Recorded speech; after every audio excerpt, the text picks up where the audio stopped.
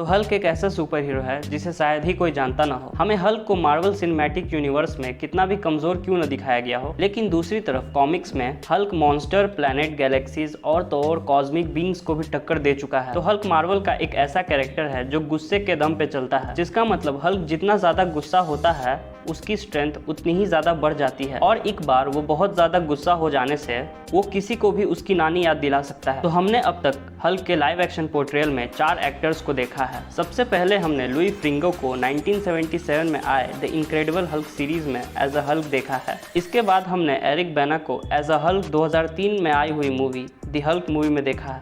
उसके ठीक 4 साल बाद हमने एडवर्ड नॉर्टन को द इनक्रेडिबल हल्क मूवी में हल्क के तौर पे देखा था। फिर उसके बाद आते हैं फाइनली हमारे मार्क रफेलो वाले हल्क, जो हमें सबसे पहली बार हल्क के रोल में 2012 की दी एवेंजर्स मूवी में दिखे थे। इसके अलावा क्या आपको पता है कि रिसेंटली रिलीज हुई मार्वल की सीरीज शी हल्क के एपिसोड 2 से हमें ये पता चलता है कि 2003 के एडवर्ड नॉर्टन वाले हल्क और रिसेंट के मार्क रफेलो वाले हल्क दोनों सेम कैरेक्टर है। मार्वल ने बस किसी रीजन से इसकी कास्ट चेंज कर दी। इसका मतलब 2008 में आई हुई द इनक्रेडिबल हल्क मूवी अब MCU का पार्ट है। ये तो हो गई मूवीज की बात। कॉमिक्स में हल्क के अल्टरनेट वर्जन्स और डिफरेंट स्टोरी लाइन होने के कारण हल्क के कई वर्जन्स हैं। तो हेलो गाइस, मेरा नाम है अभिषेक और आप देख रहे हैं movies freak.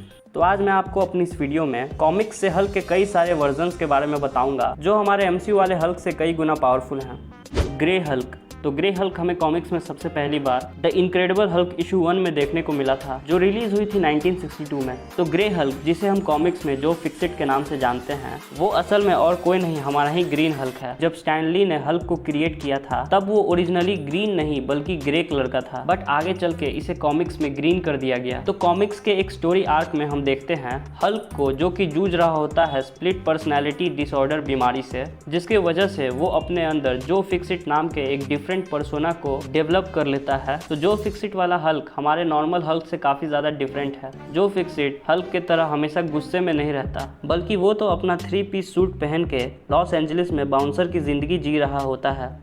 Cosmic immortal Hulk. तो कॉस्मिक इमॉर्टल हल्क हल्क के अब तक के सारे वर्जन्स में से सबसे पावरफुल है। इस हल्क की शुरुआत तब होती है जब आज से बिलियन सालों बाद यूनिवर्स पूरी तरीके से खत्म हो जाता है और वहाँ के सारे क्रिएचर्स और बींग्स भी मर जाते हैं, पर वहाँ पर हल्क अकेला जिंदा बचता है। लेकिन तब तक वहाँ पर हल्क बहुत ज्यादा इविल बन चुका होता है। इसके बाद उस यूनिवर्स को रिक्रिएट करने के लिए वहाँ पर एनर्जी ऑफ क्रिएशन विजिबल होता है, जिसे हम मार्वल कॉमिक्स में सेंट्री ऑफ द कॉस्मोस के नाम से जानते हैं। तो सेंट्री ऑफ द कॉस्मोस का काम होता है कि जब एक बार यूनिवर्स पूरी तरीके से खत्म हो जाए तब यूनिवर्स के आखिरी बचे हुए क्रिएचर से बॉन्ड करके एक नया यूनिवर्स को फिर से रिक्रिएट करे। पर वो आखिरी का क्रिएचर था हल्क। लेकिन इस बार जब वो sentinels of the Cosmos Hulk के साथ मर्ज होकर यूनिवर्स को रिक्रिएट करने की कोशिश करता है, तब हल्क उसे चबा कर खा जाता है, जिसके बाद इनडायरेक्टली ही लेकिन sentinels of the Cosmos Hulk के साथ मर्ज हो जाता है और एक नया यूनिवर्स बन जाता है, शी हल्क।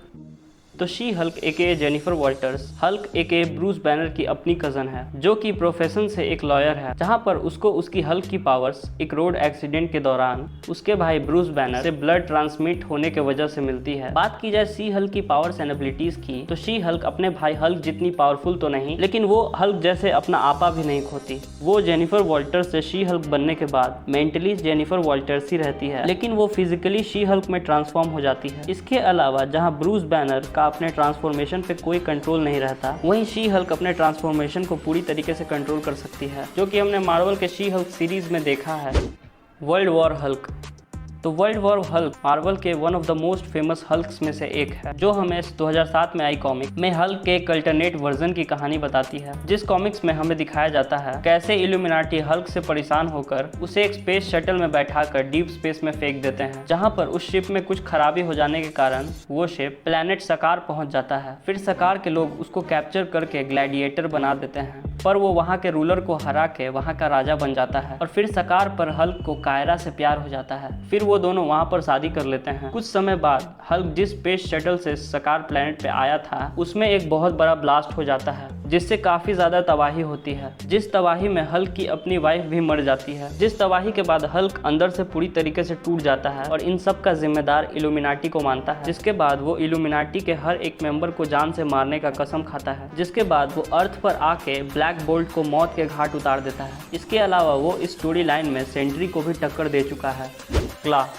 तो क्ला मार्वल के one of the most powerful Hulk's में से एक है, जो और कोई नहीं हमारा ही green Hulk AKA Bruce banner का एक डिफरेंट पर्सोना है। अगर आपको ये बात सिंपल में समझाऊं तो क्ला हल्क का हल्क है, जो हल्क से भी ज्यादा खतरनाक और पावरफुल है। लोग जब कहते हैं कॉमिक्स में ब्रूस बैनर जब गुस्सा होता है तो हल्क बनता है, वैसे ही हल्क जब बहुत ज्यादा गुस्सा होता है तो वो क्ला बनता है। लेकिन ये बात पूरी तरीके से सच नहीं है। हल्क बहुत ज्यादा गुस्सा होने पे क्ला नहीं बनता, बल्कि हल्क बहुत ज्यादा सैड और डिप्रेस्ड हो जाता है, तब उसके अंदर का क्ला निकलता है। तो क्ला कॉमिक बुक्स में अपने फर्स्ट अपीयरेंस में बहुत सारे शहरों को तबाह कर देता है और हजारों लोगों को जान से मार देता है। अगर आप ध्यान देंगे तो क्ला नाम हल्क का उल्टा है, जो हमें ये बात बताता है कि क्ला हल्क से हर चीज में उल्टा है।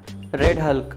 तो रेड हल्क हमें मार्वल कॉमिक्स में सबसे पहली बार 2008 की the Hulk issue number 1 comics में देखने को मिली थी। तो कॉमिक्स में रेड हल्क की असली आइडेंटिटी बहुत टाइम तक छुपी हुई थी, लेकिन हमें बाद में ये पता चलता है कि रेड हल्क असल में और कोई नहीं जनरल थंडरबोल्ट रॉस है। लेकिन जनरल रॉस रेड हल्क कैसे बने? तो हम ये सब जानते हैं कि जनरल रॉस हल्क से कितनी ज्यादा नफरत करते हैं। इसी वजह से जब कॉमिक्स में एबोमिनेशन रॉस की बेटी को मार देता है, लेकिन रॉस को फिर भी लग रहा होता है कि उसकी बेटी को हल्क ने मारा है। इसी वजह से रॉस अपनी गवर्नमेंट को धोखा देके मॉडॉक से अपनी बेटी को जिंदा करने का सौदा कर लेता है, जहां पर रॉस को बदले में मॉडॉक के लिए हल्क को खत्म करना होगा। इसी वजह से हल्क को मारने के लिए मॉडॉक जनरल रॉस को गामा रेडिएशन और कॉस्मिक रे की मदद से रेड हल्क में चेंज कर देता है। बाद में हमें ये पता चलता है कि मॉडॉक और लीडर ने मिलकर रॉस की बेटी को जिंदा तो कर दिया है, लेकिन उसे भी रेड शी हल्क बना दिया है। बात की जाए रेड हल्क की पावर्स एंड एबिलिटीज की, तो रेड हल्क की पावर्स काफी हद तक हमारे ग्रीन हल्क जैसी हैं, लेकिन जो चीज हल्क को स्ट्रॉन्ग बनाती है वो चीज रेड हल्क को कमजोर बनाती है, जो कि है उनका गुस्सा। रेड हल्क जितना गुस्सा होते जाएगा वो उतना ही गर्म और कमजोर होता जाएगा। ज्यादा गर्म हो जाने के कारण रेड हल्क फट भी सकता है। स्कल्क। तो स्कल्क जितना मार्वल का कैरेक्टर है वो उतना ही डीसी का भी है, क्योंकि अमेलगम कॉमिक्स एक कॉमिक सीरीज है जिसमें मार्वल और डीसी का क्रॉसओवर दिखाया जाता है और वो दोनों अपने कैरेक्टर्स को मिला के एक नया कैरेक्टर बनाते हैं। इस कॉमिक के एक स्टोरी लाइन में जब ब्रूस बैनर गामा रेडिएशन पे एक्सपेरिमेंट कर रहा होता है तो वहाँ पर डीसी का कैरेक्टर सोलोमन ग्रैंडी आ जाता है, जो कि डीसी यूनिवर्स में हल्क से सिमिलर कैरेक्टर है। तो सोलोमन ग्रैंडी के वहाँ पे आ जाने के बाद वहाँ पर लैब में एक एक्सीडेंट हो जाता है, जिसके कारण वो दोनों कैरेक्टर एक साथ जुड़ जाते हैं और जन्म होता है स्कल्क का। Totally awesome Hulk. तो टोटली ऑसम हल्क असल में ब्रूस बैनर नहीं, उसका एशियन साइंटिस्ट दोस्त अमेडस चो है, जो कि मार्वल यूनिवर्स के सबसे स्मार्ट लोगों में से एक माना जाता है। तो मार्वल के एक स्टोरी आर्क में हमें दिखाया जाता है कि अमेडस चो को अपनी हल्क की पावर्स अपने दोस्त ब्रूस बैनर की जान बचाते हुए गामा रेडिएशन को अपने अंदर ऑब्जॉर्व करने के चलते मिलती है। तो टोटली ऑसम हल्क, जैसा कि इसका नाम है, ये कैरेक्टर हमें कॉमिक्स में उतना ही फनी और कॉमेडिक दिखाया गया है। तो बात की जाए इसके पावर्स एंड एबिलिटीज की, तो टोटली ऑसम हल्क हल्क के जितना ही पावरफुल है और उसके पास भी हल्क के जैसे सारे एबिलिटीज हैं। इसके अलावा वो अपने ट्रांसफॉर्मेशन को भी कंट्रोल कर सकता है और जब चाहे तब हल्क में ट्रांसफॉर्म हो सकता है, और एक बार हल्क में ट्रांसफॉर्म हो जाने के बाद वो उतना ही इंटेलिजेंट रहता है जितना इंटेलिजेंट वो अपने ह्यूमन फॉर्म में रहता है। माइस्ट्रो। तो माइस्ट्रो हल्क का एक ऐसा वर्जन है जो कि एक अल्टरनेट फ्यूचर टाइमलाइन से बिलोंग करता है, जिस टाइमलाइन में अर्थ एक न्यूक्लियर वॉर की वजह से तबाह हो चुका होता है। लेकिन क्योंकि हल्क बहुत ज्यादा स्ट्रॉन्ग है और वो न्यूक्लियर रेडिएशन से इम्यून भी है, इसी वजह से वो इन सब चीजों से सर्वाइव कर जाता है। इसके अलावा ऊपर से हल्क को रेडिएशन से ताकत भी मिलती है, इसीलिए वो अर्थ के रेडिएशन से और भी ज्यादा पावरफुल बन जाता है। इसके अलावा वो इस टाइमलाइन में बहुत ज्यादा इंटेलिजेंट होता है, जहाँ पर वो उस पोस्ट अपोकलिप्टिक अर्थ पर डिस्टोपिया नाम के एक जगह पर राज करता है। वो उन बचे हुए सुपर हीरोज को भी मार देता है जो उसके खिलाफ जाते हैं और उनकी चीजों को अपने पास एज अ ट्रॉफी रखता है।